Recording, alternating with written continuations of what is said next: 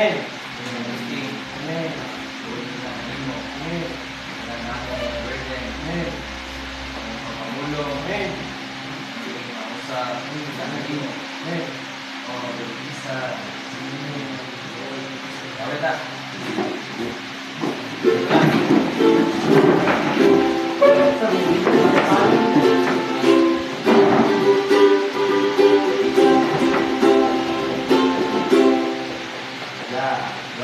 God's eternally God of peace, made man the same as He is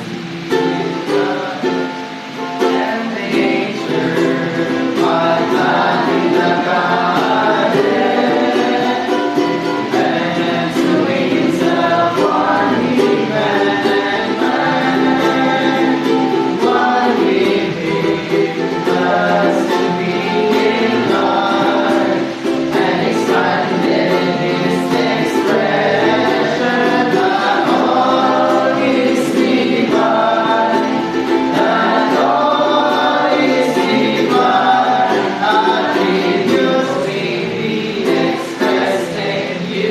in God, and expanded His expression that all is divine, that all is divine, attributes may be expressed in human person.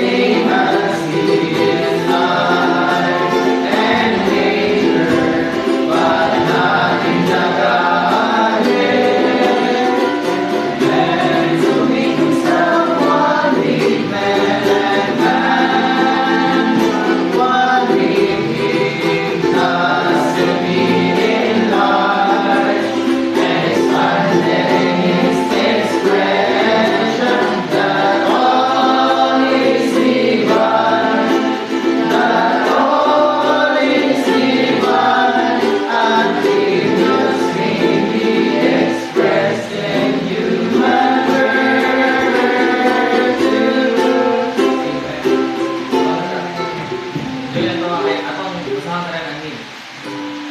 God's eternal economy is to make man the same as he is in life and nature, but not in the Godhead, and to make himself one with man, and man one with him, thus to be enlarged and expanded in his expression, that all is divine, that all is divine, attributes may be expressed in human virtues.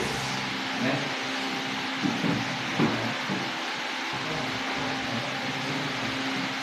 Amen. So, ang tanong yun, tanong yung tanong, ating tanong. Mahalap. Ano to? Amen. So,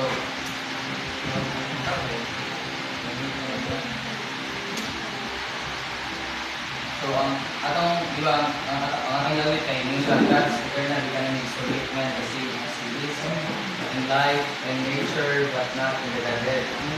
So, ang economy, ngayon ang economy mo siya plano ba? Plano sa Diyos or patayuan sa Diyos sa tao. Yung sabihin nga, is to make man the same as He is. Ang tao daw, may mong sama sa Diyos sa kinabuhi ra o sa kinaiyakan, dili sa rango sa pagka-Diyos. So, ngayon dili nga, sa katayuan daw, mahimo siyang ang tao, mahimong mausa ngadto sa Diyos.